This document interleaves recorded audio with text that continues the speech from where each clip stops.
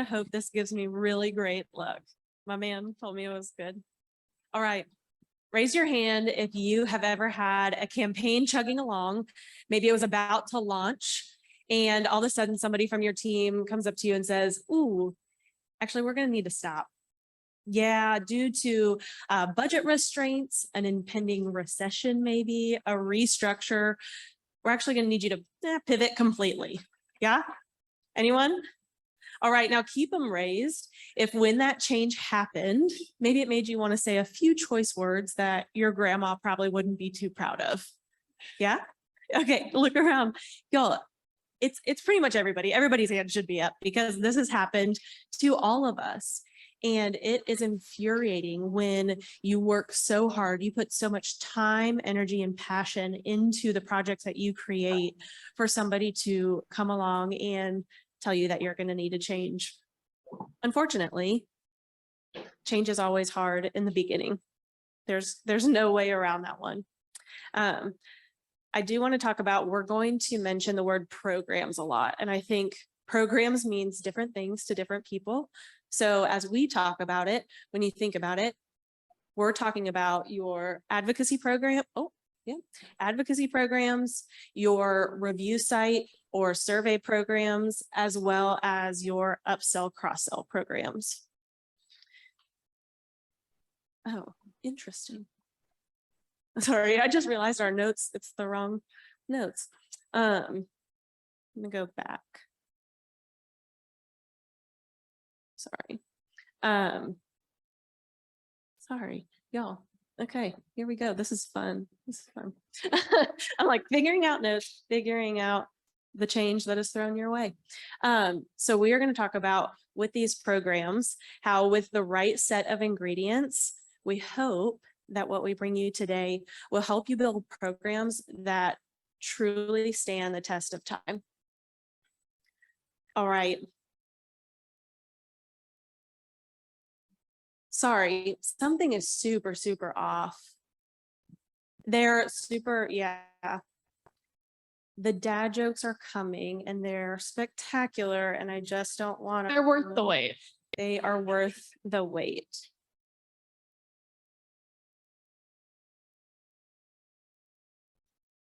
I think it's just throwing me off, honestly, having it on because it's not showing me the right one. It's on the screen. Oh, but that was a good one. Actually, you should be up here.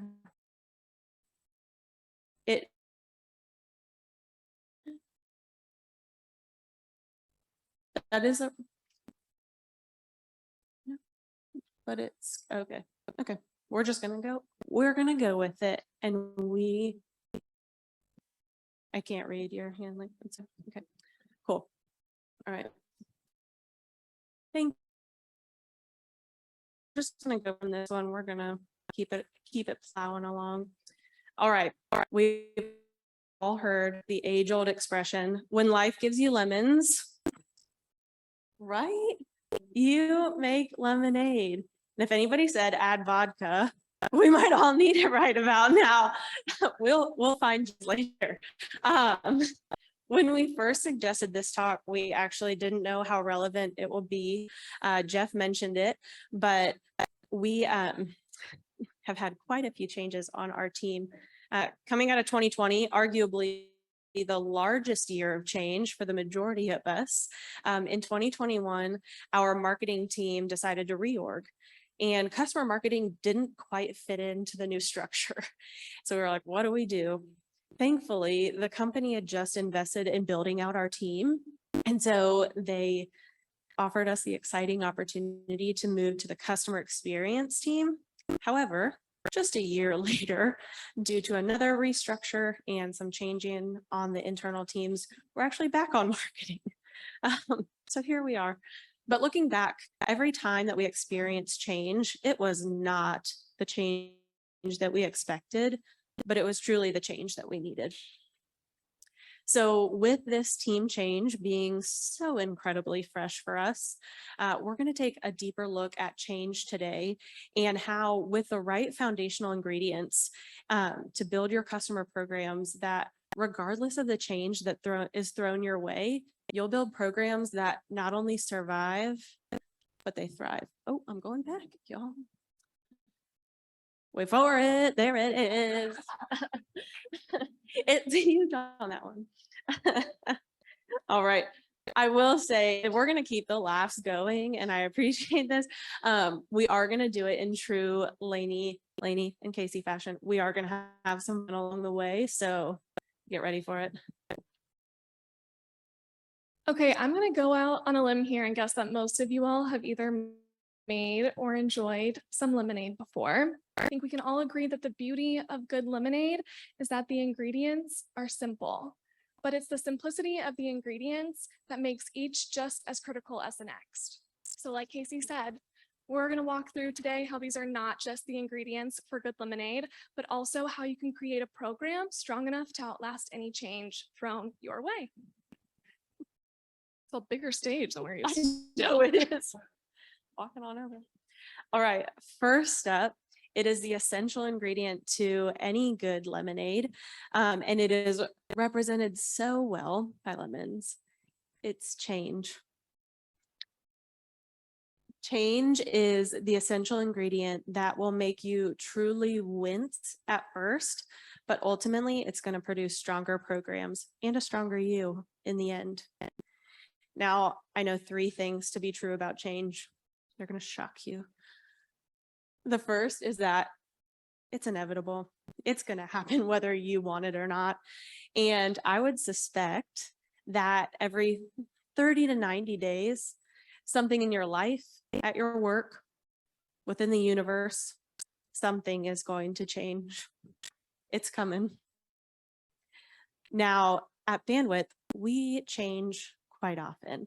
And when I first started working at Bandwidth, it used to infuriate the heck out of me that things would change so quickly. And I had a mentor who actually worked on sales, and it's like, Kaycee, why do you let it bend you out of shape so much? You know it's going to change. And that piece of advice was so helpful, because what I found is when you come to expect that change is going to happen, that it actually loses its grip on you. So my team laughs because I look around, and if something hasn't changed, I start to get a little antsy. I'm like, what's happened? And I start rubbing my hands together, and I'm like, oh, you better buckle up, Buttercup, because something's coming. All right, so thinking about change and thinking about its inevitability, I want to do another exercise with you. If you think about the last year of your life and all of the different changes that you have maybe endured. So maybe you got a new boss, got a new job, maybe you moved to a new city. Thinking about all of these different types of change, if you have experienced one or more, would you raise one hand? All right, if you've experienced 3 or more, will you raise your other hand? All right, if you've experienced 5 or more, would you stand up? Heck yeah, that is amazing. Thank you. Yes, round of applause, because that is wonderful. I think it is truly such a powerful image and just a visual for everyone to see how change can truly happen in such a multitude of ways. Change really does create a new level of resiliency within both you and your programs. And our hope for our time today is that you think about the recent changes that you have experienced, and how with the following ingredients that we're going to go into, you can build programs that stand the test of time. Okay, so we started off on a little bit of a tart note with the lemons. The natural next ingredient has to be something sweet, which we think perfectly demonstrates the relationship between marketing and sales. We talked a lot about sales today, so let's keep it going. We opted for the bougie simple syrup, which is made by mixing water and sugar, because we're talking about the sweet and crucial combination of marketing and sales. Relationships are the best way to protect a program. We all know what proximity does to relationships. It breeds familiarity, trust, empathy. All of us here are relationship builders, and we know from working with customers that relationships are critical to success. It's no different with sales. Now we're talking about sales because at Bandwidth, it's our sales teams that are those primary customer relationship holders. So heard some talks about CSMs or whoever it makes most sense at your organization, feel free to replace that during this. We've learned that we don't want to take away from that pre-existing relationship that sales has. In fact, we want to leverage it. So we know in order to create relationships with customers, we first have to create strong relationships with sales. The natural next question, where do you start? How do you build these relationships? Now, this is not going to be relationship building 101 because the answer is simple. All you have to do is earn their trust and respect. Sure, sounds easier than it is, right? But I think if you start to see sales as your internal customer, you can easily implement things that you already do for your customers and see lots of success. So ways that we do that at Bandwidth. The first step, normal and natural, you just get to know them. I have a feeling that the vast majority of you out here have laundry lists chock full of customer information. You know their birthdays, their t-shirt sizes, probably even know their kids' names and ages. If you can do that for your customers, you are well positioned to socialize with your coworkers, maybe even remember a fun fact or two about them. We're also pretty intentional, if I say so myself. I'm sure a lot of you take time throughout your week to connect with your customers, maybe even setting up meetings with them. We do the same with our sales teams. We're lucky enough to sit just one floor down from sales now, so I will walk upstairs, making the excuse to stretch my legs, need to grab some water. Sometimes, though, I'm a little bit more intentional, just so happen to walk past the desk of someone who's ignoring my Slack messages. But it's well worth taking time out of your week to join an already existing sales meeting, setting up individual ones on your own. Create relationships that move past requests and questions, really putting faces to names. Make things easy. So we see relationship building opportunities with sales even when we're asking things of them. If we want sales to send a message to a customer, we're going to draft up the email copy so that they can just drag and drop it directly into that message. Hopefully you see that these are simple things, maybe things you're already doing or easy to implement, but this is just your way to get the foot in the door. We're talking about a sweet and crucial combination. So how do you do that? The first step is to seek to create usable content. You can write beautiful stories, craft compelling campaigns. You can even set the Guinness World Record for the number of customer quotes that you're bringing in. But unless that content is easily accessible, relevant to customer conversations, and sounds like a salesperson wrote it, sales is going to cast it aside. Take that time in that initial relationship building to get to know the mind of a salesperson, understand the sales cycle that they're in. Take the time to understand what gaps you can support. How can you anticipate their needs? What are ways that you can make content feel more authentic for them? Explain how it benefits them. Now, I'm not saying here that once you know one salesperson, you know them all, but I am saying that the motivations are pretty similar across the board. Explain how bringing in reviews helps to bring in more opportunities, how your reference content can accelerate the sales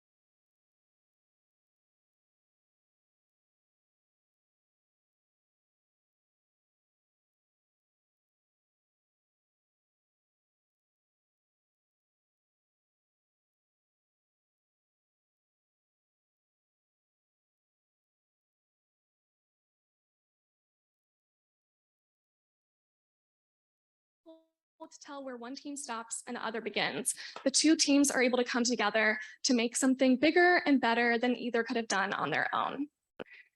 So Kaycee mentioned a little significant change that we experienced moving from team to team, which meant that we also moved from our seats that were directly next to sales down one floor into the marketing department. Enter program strategy.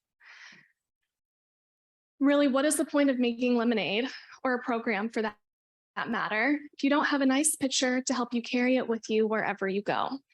Now, this is the stage where you start to step back and see the bigger picture. The fact that regardless of what team you sit on or whatever change you're experiencing, your program has to be strong enough to stand on its own. Is your program strategy strong enough to withstand change? Why is your program strategy important? If you don't know, see me after class.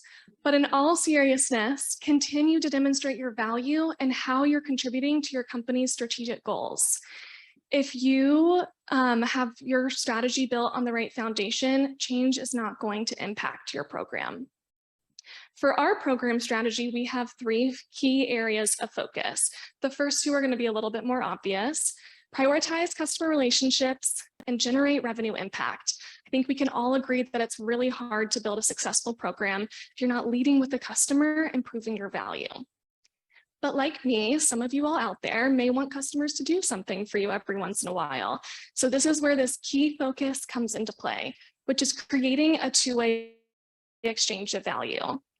We allow our customers to tell us what they are excited to do because we make all of our activities mutually beneficial, just as valuable to the customer as they are to us.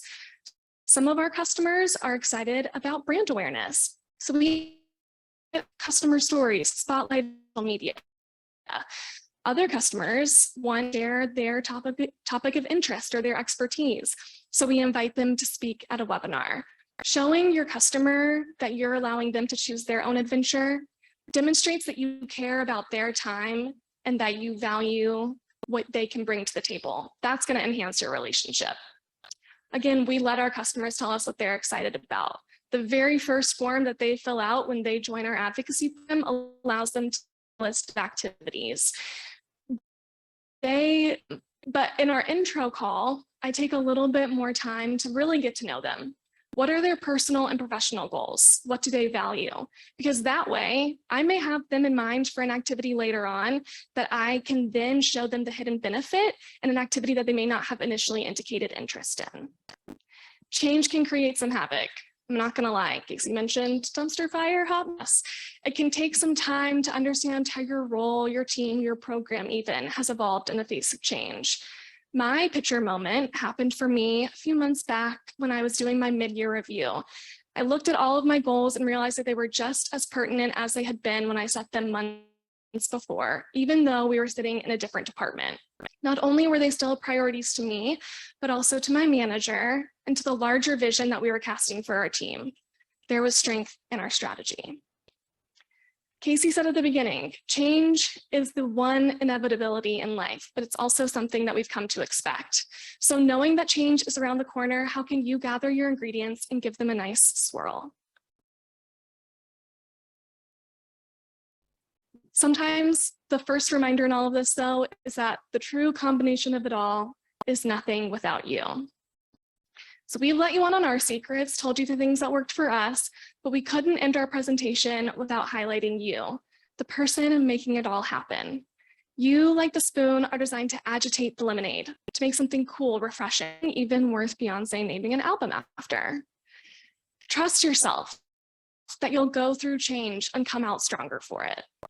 I don't know about you, but in the midst of change, I can often ask myself, what can I control, for better or for worse?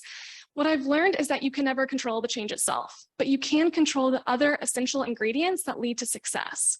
So you can control your relationship with sales, how much you're prioritizing your customers. You can control your attitude and creating a program strategy. You have the ability and the passion to make something great. You being here and wanting to learn is proof of that.